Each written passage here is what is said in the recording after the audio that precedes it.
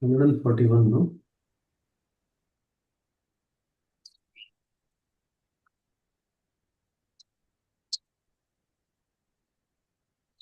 Okay.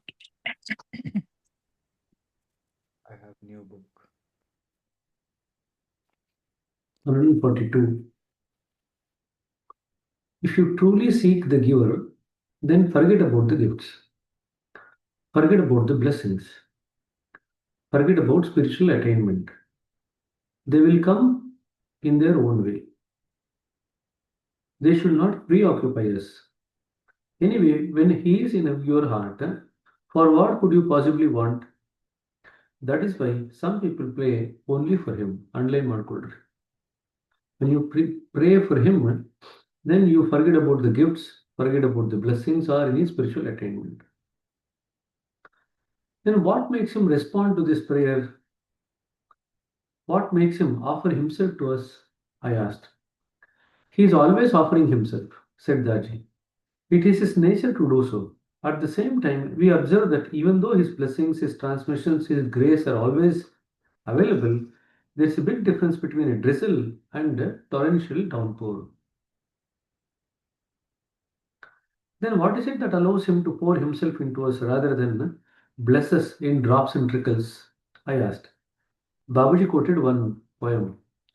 O thirsty, O thou thirsty for divine intoxication, empty thy heart for the purpose, for the head of the bottle of the wine bows down only over an empty cup. All youngsters are thirsting for intoxication.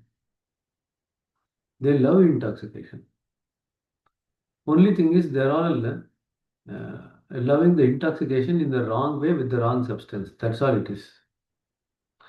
Otherwise, there's nothing wrong in thirsting for intoxication. It just needs to be directed in the right way for the right substance. If they thirst for the intoxication with the real substance, then all other intoxications will just vanish into thin air. But there again, many people want a variety of intoxications. And that's where the trouble lies. If you catch hold of that one intoxication, that itself can actually give you all the varieties, experience of the varieties of intoxication. Because there are so many conditions that you pass through in one intoxication. It's like just one act of meditation can unfold so many different conditions. Likewise, one intoxication for the divine can unfold so many of the conditions of intoxication that you probably will not have even after taking multiple substances. So I think that's something that we need to tell them, that many youngsters, they actually feel bad or guilty about the intoxication. But that intoxication is actually given to them by purpose, by God, so that that intoxication is turned towards Him. But unfortunately, that intoxication is actually turned in all directions. Like we project all the internal desires into the external direction and try to fulfill in the external world. Intoxication also is an internal uh, desire that is projected out and then that is actually tried to be fulfilled in the external world. Okay. And then, but the thing is, we should not be stuck at intoxication. We should get over intoxication and move beyond that. Right? So Bharat escaped now, just now. I don't know what intoxication Bharat is looking for.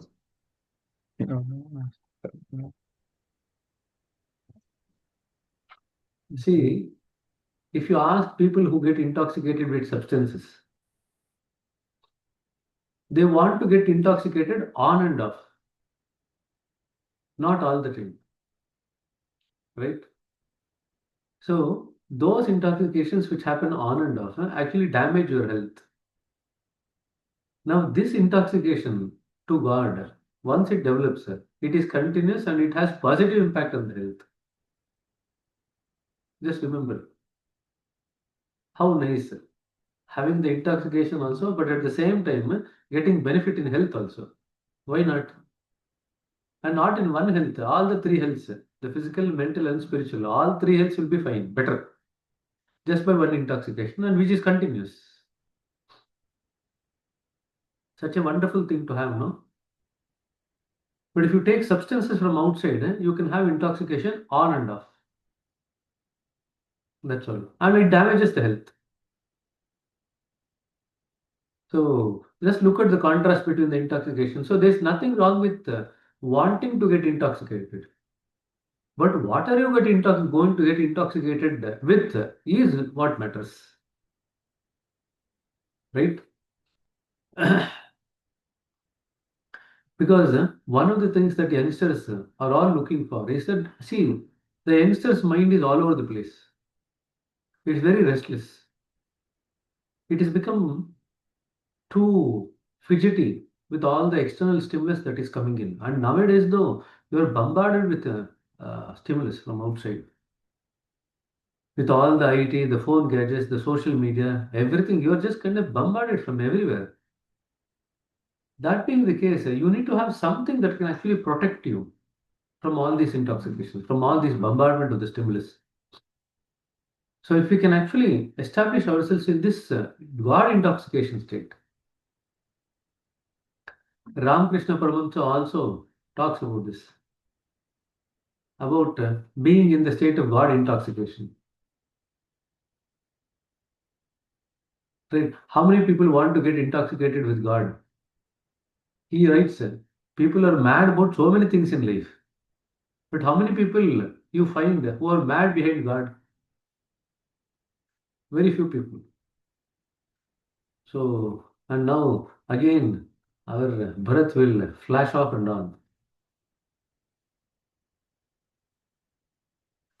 Bharat will be thinking, this fellow just, even if I turn off for 1 second, he's behind me.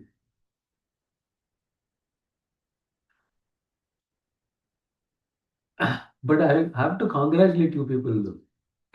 The studiousness with which you people come every day, and the regularity. Hardly anyone has been absent except for 1 or 2 days when Bharat told me that for whatever incident that he could not join. Otherwise, almost every day, all the four of you are here. So I think you require a pat on your back for being here all the time. So that's a nice thing, actually. We are getting two types of comments. We are getting two types of comments. One is appreciation, and other one is appreciation.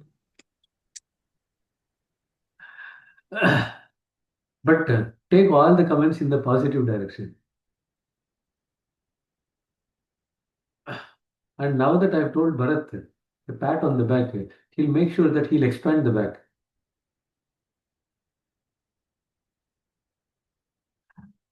So good. It just shows that your heart is getting something that it feels, it wants to kind of relate and taste every day, assimilate every day. Something is bringing the heart back. It's not a question of mind. It's the heart which is now making you come back again and again with the regularity. And if somebody wants to see how to actually make meditation regular or how to make spiritual practices regular, it's about tapping into the heart. When the heart gets involved, then mind and body automatically follows, right? So when you give the heart to the lover, the heart and mind, the mind and the body automatically follows, no? Just like that. So likewise, when you give heart to spirituality, no, then the body and the mind automatically follows.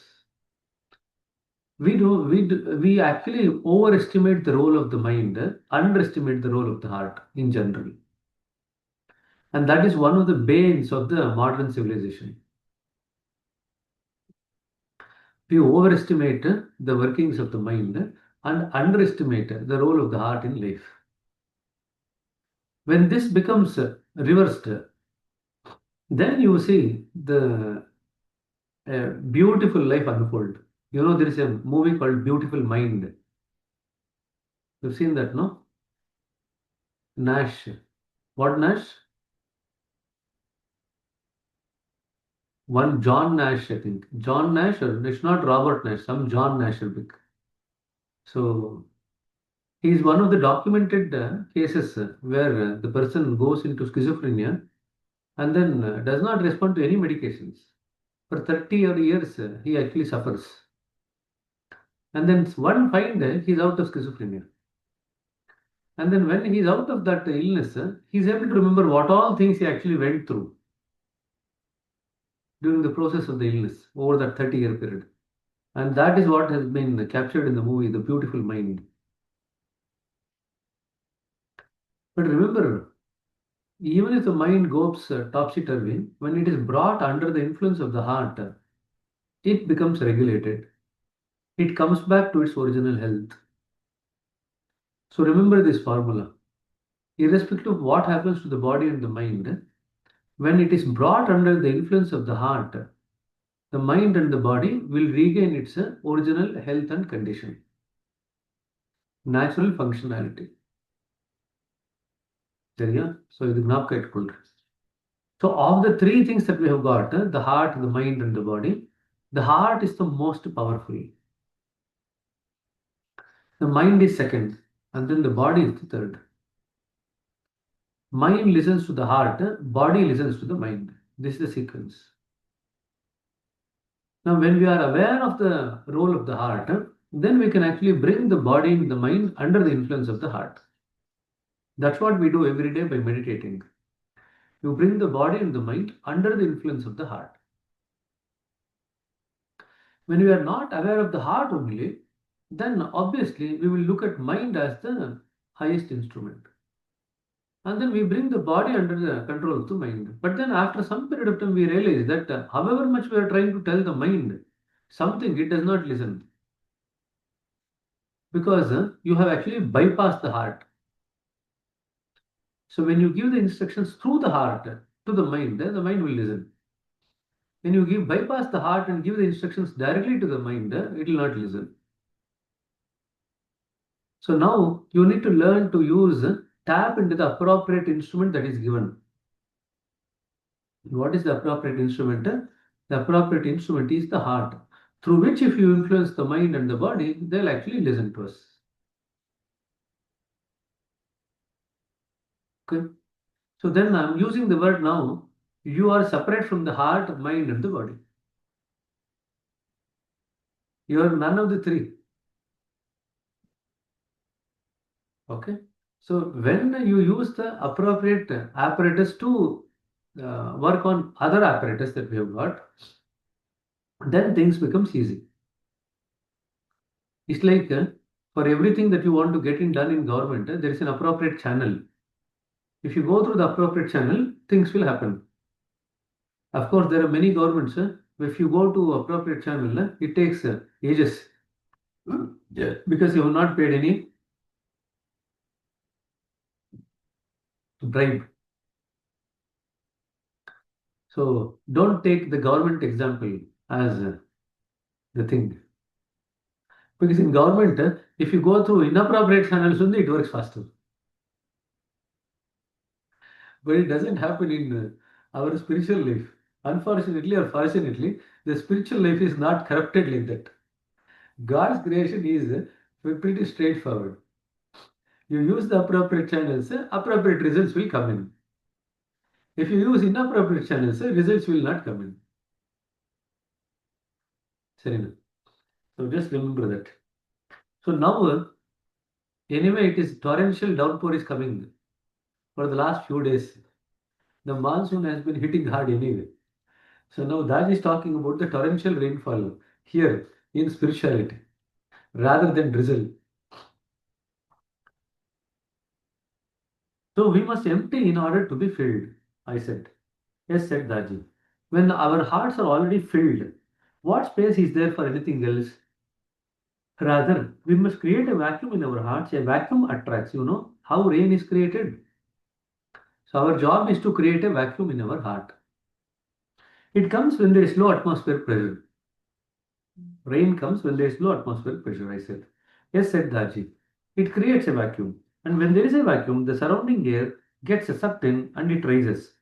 Condensation forms and then the rains fall. So if you seek a divine downpour, we must create a low pressure system in your own heart.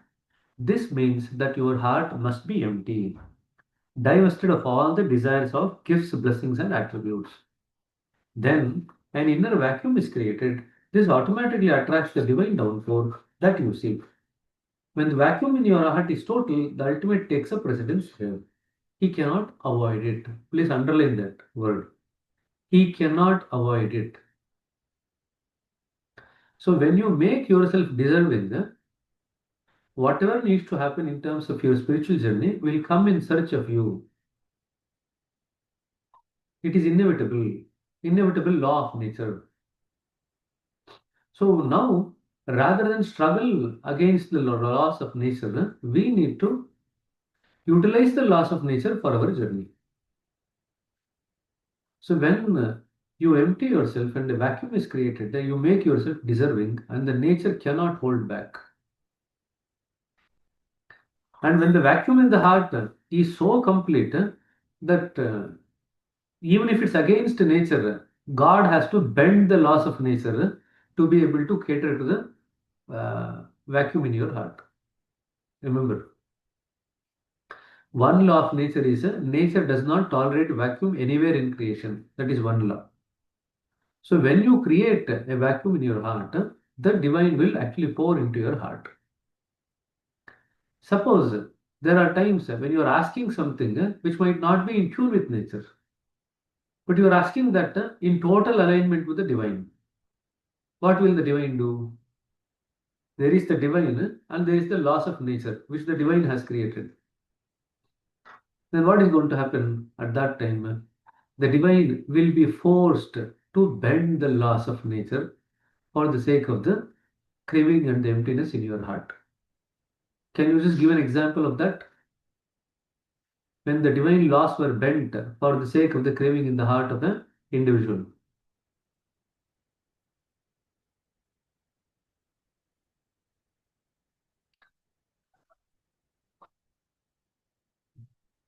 That's interesting. Bharat is looking at me. Our Gopal Krishna is looking left. Our Ganesh is looking right, hoping to catch something from the air and then say something. All the boons that Shiva gives is all the boons that Shiva gives is Not is all the boons. Not all the boons. So now I told you one day, I think 2 days back I told you about Shiva. Now you caught hold of Shiva. Why are you giving boons?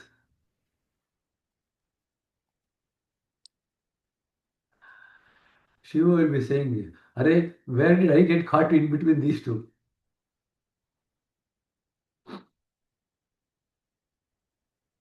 Again, Bharat disappeared to get some answers from inside.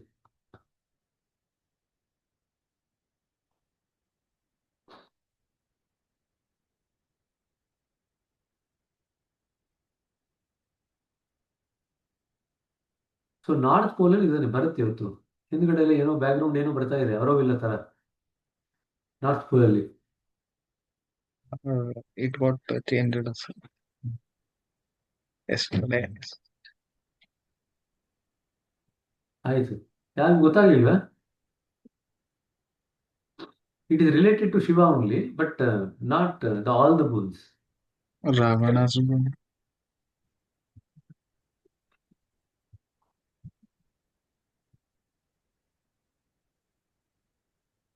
So think about it so one day to think about it related Shiva only, but where he bent the rules of nature in order to cater to his uh, disciples' heart. Is it Ganesha's head? He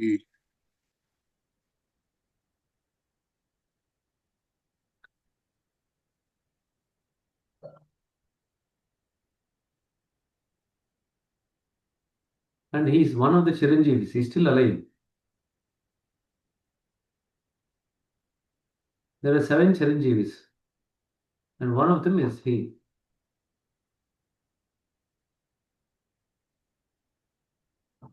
Parasuram. Parasuram. When did Shiva bend the rule for Parshuram?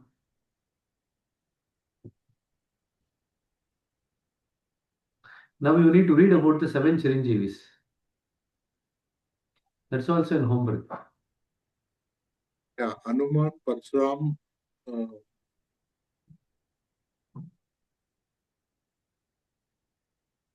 Forgot his name. That movie. So Ganesh thought that he had a good hold of the Puranas and other things. So Ravana's brother, Sugriv.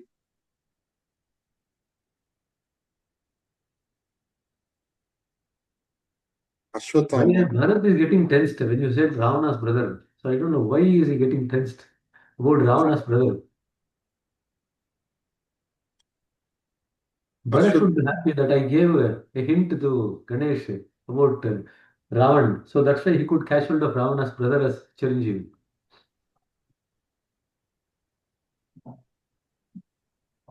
Bali is also Chiranjeevi. Bali, Someone, correct. Not Bali, Bali. Bali Chakravarti. He's also there. But only thing is he's pushed to the Netherlands.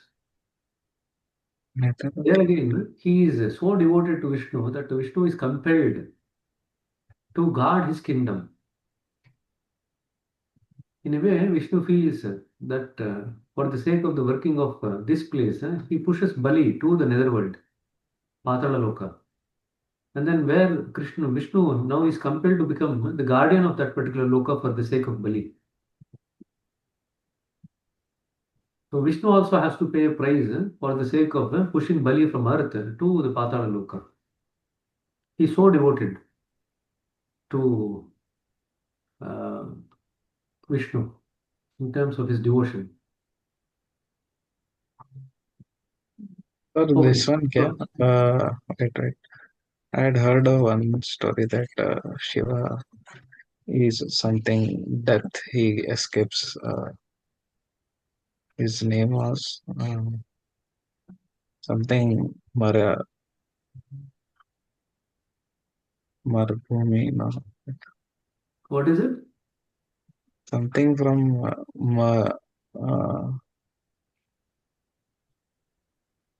Marubhumi, no, wait. Marubhumi. Ma, ma, Marubhumi means desert. Markandeya, Ah, that now Shiva you got the something is point. death, something Markandeya. is. Ah, so you said the correct answer now. So I think when Bharat was tensed, Markandeya just popped out. I heard his It is story for that Markandeya's sake that Shiva turns the laws of nature. But Markandeya is not a Chiranjeevi, no? He is a Chiranjeevi. He is one of the Chiranjeevis. He is blessed by Shiva to be permanently at 16 years. Because his original condition for his birth is that he is going to die at the age of 16. So when his time of death approaches, he is worshipping Lord Shiva. So then Yeah. Lord Shiva blesses him, saying that you exist permanently at 16 only. So in other words, he makes the time stand still, so that he is there at that time, at that age, permanently. Now you tell me, if somebody doesn't age only, how are they going to die?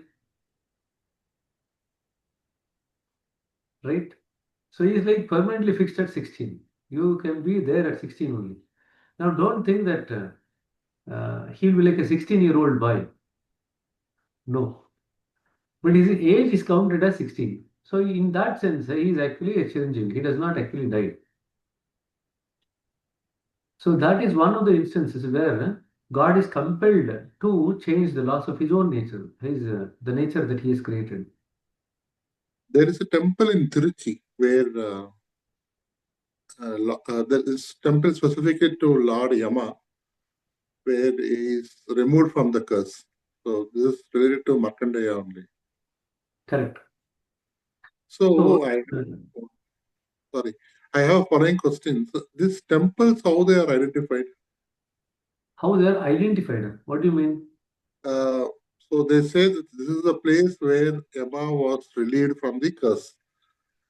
Was it the temple is the real place where it was? Is that area was identified by later on? Because as per Daji, all the temples were constructed after 2500 years. But Markandeya is a very old story. It's a very back story. How they were able to specify this space is that space. And There are three similarly, possible. similarly, the Melkota also in Karnataka, Melkota, the temple which is actually identified by Ramanuja, but the temple is a very old temple.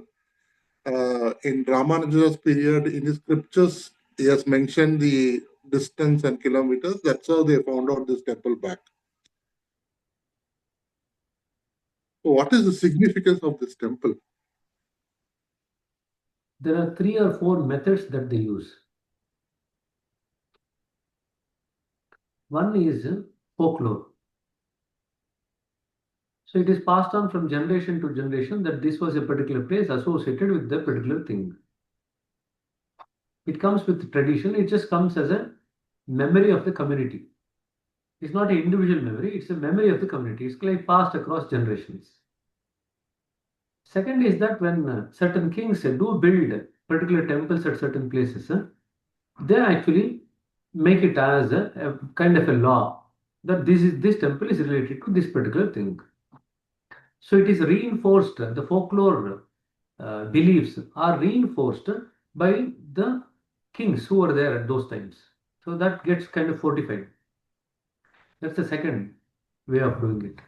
Third way of doing it is that you can actually look at some of the scriptures or the writings in the place, and then you can probably try to identify a particular place based on some of the guidance that is given in the book. So from the literature. The last one is that many times there are many spiritual leaders who come, sages who come, and then who actually then talk about a particular place being identified with a particular event. And when it is actually got through a spiritual leader, it is accepted by the masses as such. So there are 4 ways. Now, not many people actually look at the historical basis for it. Historical basis is where we actually apply the level of the mind. For example, when Aurobindo went and built his ashram in Pondicherry, many people were actually surprised. Why is he actually building the ashram in Pondicherry, the Aurovilla? Aurobindo then later on during some of his discourses says that that place, Pondicherry, which is now called as Pondicherry, was a very, very divine place where a lot of Homa, Havana, Yagnas were heard in ages immemorially, in the past ages. And it used to be called as Vedapuri. In the olden days, Pondicherry was called as Vedapuri. And it was a very, very um, pure place, pious place for many of the spiritual activities. And that was one of the reasons, and that he gets that vision about Pondicherry in one of his meditations. And based on that, he identifies the place and then he actually builds the ashram there. So we need to remember that many of the places that we now identify as the different places on earth have had their own history in the past. Okay, and if you read about Mandya, you read about Mandya's history. Mandya's history is related to one of the sages in the past. That's how Mandya got the name Mandya.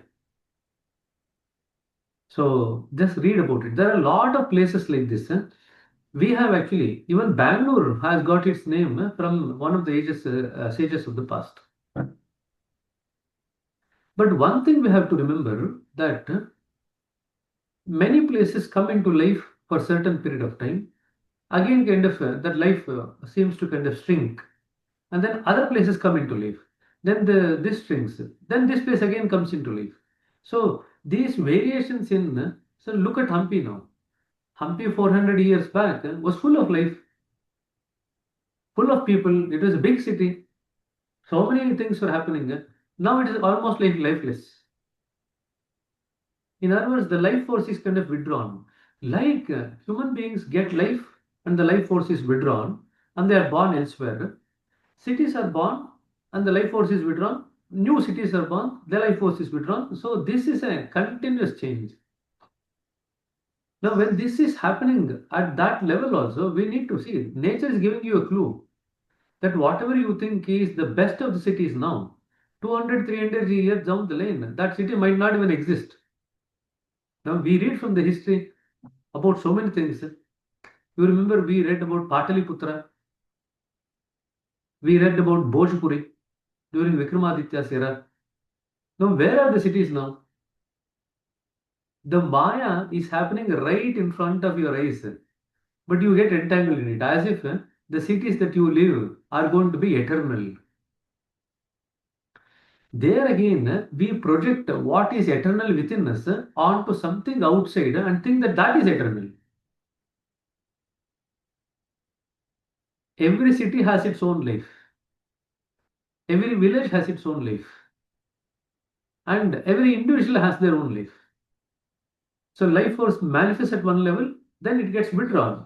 Again, it manifests in a different place, it gets withdrawn. So don't look at many of these things. Look at all the civilizations. So the life force manifested in that civilization, Mesopotamian civilization, Mesopotamian civilization, Indus Valley civilization, Greece civilization, Babylonian civilization. So many civilizations. Where are they now? Life force manifested in that civilization. Again, it was withdrawn. Again, it manifests at some different places. Again, it gets withdrawn. Now, right now we are seeing the end of the last phase of the Western civilization. It's in the last stage. The life force is now gradually getting withdrawn. Now it's going to manifest in a different place now. So this is an eternal thing. We should not get entangled in even the civilizational aspects of it. Because it's just the divine choosing to manifest somewhere in full-blown variety and then withdrawing again. Again manifesting elsewhere and then again withdrawing.